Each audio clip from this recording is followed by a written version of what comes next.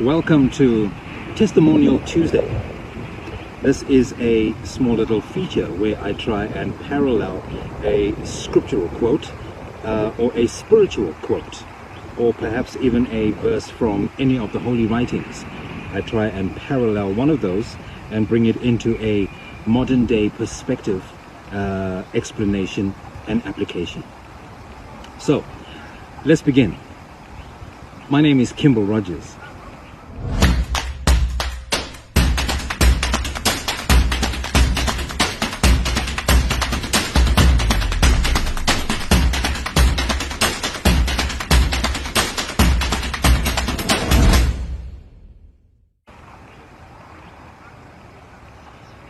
Embrace this one solitary truth. You were born to become the best version of yourself. That's a quote from Matthew Kelly. All of us desire to become our best selves. Maybe you don't say it like that. Terminology and semantics aside, we point into the same thing. Living with greater passion and purpose, integrity, joy and peace, among others. The desire is on full display every new year. Every year as the calendar turns from December to January, roughly 40% of people decide to become a better version of themselves. By February, almost everyone returns to business as usual, except for that one way too serious friend who treats New Year resolutions like a life or death matter. You know the one? If he makes a resolution to run 3 times a week, then by God, it's happening. Rain, sun, or even apocalypse. Their stick-to-itiveness is disgusting. Okay, sorry. I'm being bitter. When it comes to our best self, it's natural to set goals. But sometimes, becoming a better you is about removing and not adding. Too often we try to move forward without letting go, plunging on that quest to our best or true self without first assessing whether our first step forward should actually be a step back. I'm speaking of those toxic habits and toxic behaviors that prevent us from becoming who we were created to be. These habits are both universal, and until you let them go, becoming your best self is little more than a pipe dream. So, I'd like to share with you 11 perspectives on how to become your best self, on how to embrace this one solitary truth, that being you were born to become the best version of yourself. Number 1. Let go of finding your identity in what you do. The 2 most common questions people often ask me are, what's your name and what do you do? In our communities, the line between who you are and what you do is blurry at best, non-existent at worst. Our country elevates performers and achievers, which is fine until you transpose these values onto God. I'm all for hard work and hustle, but God's grace and love can't be earned.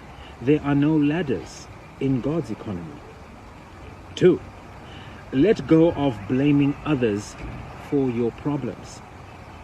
Now, this takes a host of different forms: scapegoating, projecting, victimizing, playing the victim. Those who experience God and leave lasting legacies see through the false power that comes from blaming. You must take control of your life and your choices if you want to experience true life on any level. 3, let go of meeting everyone else's needs while neglecting your own. So, while I'm forever grateful for my church upbringing, for a lot of people it hasn't done us any favors. I've listened to an embarrassing amount of sermons, and I can count on one hand how many I've heard about taking care of your own needs. On the flip side, I would need almost all the fingers in my entire community, as many as possible, to counter ones that I've heard about serving and sacrificing your own needs. Now, the Bible, specifically Jesus, talks much about humility and serving, and we should have the same mind as we follow his example. But I can't say this clearly enough. There is nothing noble about serving other people at the expense of your own needs. Jesus never made healing the sick his purpose, and he often retreated from the crowds to be alone. Sometimes the most faithful thing that you can do is say no. Self-care is not self-absorption. You can't meet the needs of every person. You need to learn the virtue of receiving from others and resting. 4, let go of perfectionism. Now, perfectionism hides under the guise of excellence and accomplishment. It's the unrelenting belief that you will find love, acceptance, and meaning by either looking perfect or doing things perfectly. Perfectionism is highly addictive, mostly because it offers an unattainable goal, which is perfection. It's also highly destructive. When you experience shame or failure, perfectionism says you weren't perfect enough and you should try harder, essentially doubling down on the addiction and self-destruction. 5, let go of wanting everyone to like you. Everyone has a desire to be liked, but this desire is unrealistic and, quite frankly, not something worth pursuing. If being liked was a worthy goal, Christ himself failed miserably. His own family called him crazy, and his own people crucified him. For everyone to like you, you must remain silent against every injustice, live for everyone else, and choose reputation over integrity. And ironically, those people probably don't even like themselves very much either. 6, let go of allowing your emotions to control your actions. Tricky one here. It's impossible to be spiritually mature while remaining emotionally immature. I think that is a perfect quote. You can memorize lots of scripture, practice prayer and meditation daily, and evangelize your entire neighborhood. But if you can't control your emotions, love, joy, and peace will seem more like an eternal game of hide and seek than infinitely available divine virtues. Emotions are great teachers, yes, but they are terrible leaders. Write that down. Emotions are great teachers. They are terrible leaders. Your emotions are not who you are, and without the practice of detachment, separating emotions and feelings from reality, you will mostly react to life circumstances and you will ride a constant a roller coaster of mood swings. Don't ignore or suppress your emotions. No, don't hear me say that. Your emotions are trying to tell you something. Listen to them, but don't allow them to determine your actions. 7, let go of avoiding vulnerability. Most of us take great strides to avoid vulnerability. It looks like weakness, a childless emotion that you're supposed to overcome with age. It's also risky and uncertain. Vulnerability is saying no or telling your spouse or partner how you really feel. It's saying I don't know or learning to trust people. It's standing up for yourself, asking for forgiveness, losing your job, or falling in love. And sometimes all the above. In essence, vulnerability is a thing that you don't want to do. Wow. How about that? Vulnerability is sounding awful. Why would anyone want to embrace any of that stuff? Because I said so. I'm just joking. But because someone else said so. In fact, in her book I read called Daring Greatly, which should be required reading for every human over the age of 15, the writer says this: vulnerability is the birthplace of love, belonging, joy, courage, empathy, and creativity. It is the source of hope, empathy, accountability, and authenticity. If we want more meaningful lives, vulnerability is the path. Let go of the shield, take off the armor. Vulnerability can serve you sometimes. 8. Let go of negative self-talk. So, most of my life I've battled an inner critic, both relentless and unapologetic. It shows up for every mistake, every single one. I can't believe you lost your temper again. You were watching porn again. You're ridiculous. You miss an opportunity to tell that guy about Christ. That's terrible. Even in times of growth and success, it shows me where I can improve, which is an attempt to put a positive spin on the "you're not good enough" storyline. If you wrestle with an inner critic, understand this: your inner critic exists to protect you. A not so real form of security. It beats you up before anyone else has had an opportunity. It wants you to avoid shame or failure by playing it safe. I don't subscribe to that any ideology whatsoever, me personally, because it cripples growth and it cripples potential. It's time to let go of your inner critic. Here's how. Identify and separate from it. You are not your inner critic.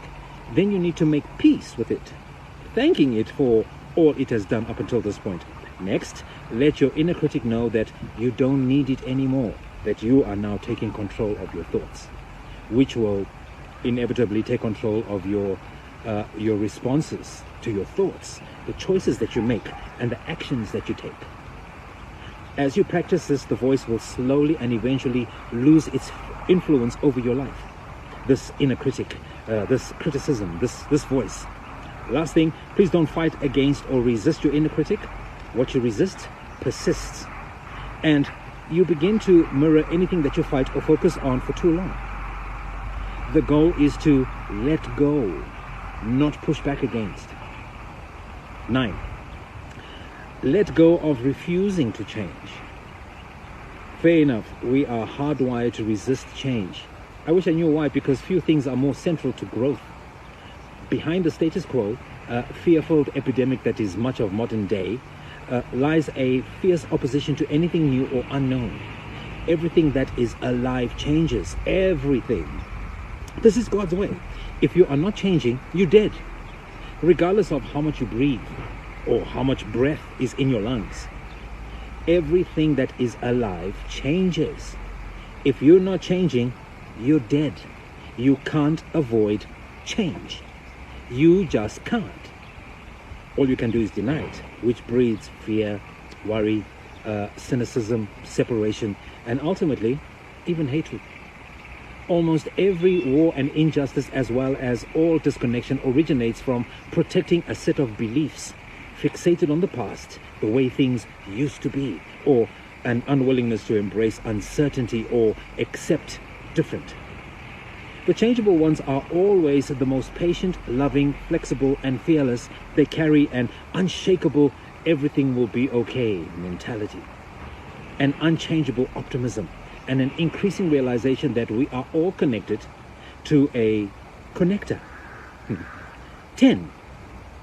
Let go of choosing the path of least resistance. So, last week I texted a good friend, a mentor of mine, thanking him for supporting a process that I was going through. And as I type this, there's things popping off, and I'm excited. I'll share with you as we grow. Make sure to keep checking the space often. He texted me back with this: thanks for making a difference. It's hard. It's real hard. But a difference that is made is a difference that is good. So I'm not tooting my own horn, okay? At least once every week I consider throwing in the towel, because sometimes some things and certain types of energies from certain types of people drains you financially, drains you emotionally, drains you physically, and it even drains you spiritually. It really is hard, but it's also life-giving. And from day one, I felt connected to a larger reality, as if this is what we all supposed to do. Not adopt necessarily, but live for something larger than yourself and make a difference in the world. So why don't we? Why do we easily fall asleep to what's important? Why do we spend so much of our time and energy doing meaningless stuff? In a word, resistance. Stephen Pressfield, in his book, The War of Art, says resistance is the force standing between the life you live and the unlived life that is within you. Resistance is what you experience anytime that you try to make the world a better place, whether you are adopting or whether you are breaking a destructive habit or deleting certain songs from your Spotify workout playlist. So, as a follower of Christ, I call resistance the devil, the original resistor. Whatever you call it, resistance is evil. By whatever means necessary, resistance wants to keep you from the life that you were meant to live.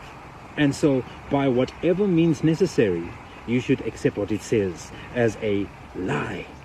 Always and forever, making a difference is hard. Resistance is a sure sign that you are on the right track. Don't allow it, though, to derail you, because your Creator has a great purpose for your life, and you have what it takes to overcome any force threatening the path between you, here, and there.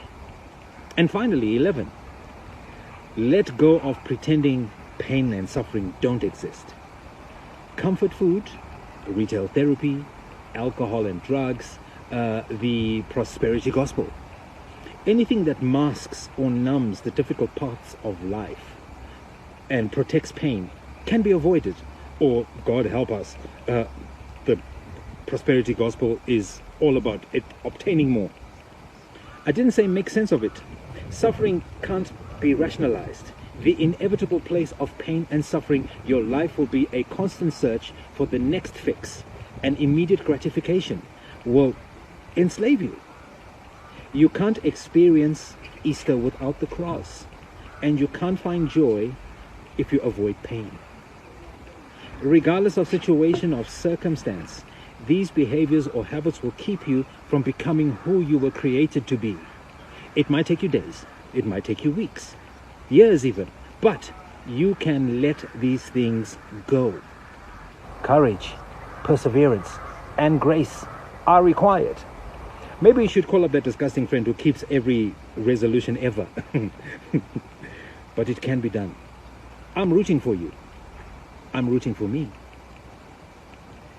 Grace and peace, my friends. And remember, it's your life. Make it a good one.